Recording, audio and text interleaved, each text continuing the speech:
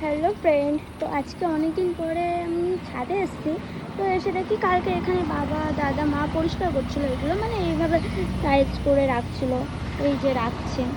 তো একটা জিনিস দেখলাম, চলো তোমাদেরকেও দেখাই। আমার মা খুব গাছ পছন্দ করে।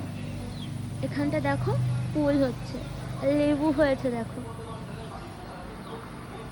এটা কি আমি ঠিক জানি না। আর একটা জিনিস দেখাবো তোমাদের, দাঁড়াও কোথাও। হুম,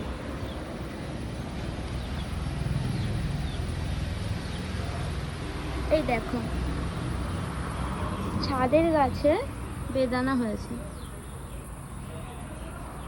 এ দেখো, আনারস হয়েছে। আমার মার খুব শখের গাছগুলো, রাখার জায়গা নেই ঠিকই, বাট মা তাও এইগুলো কিনে লাগাই। দেখো, এগুলো পরিষ্কার হয়ে গেলে আরো সুন্দর লাগবে।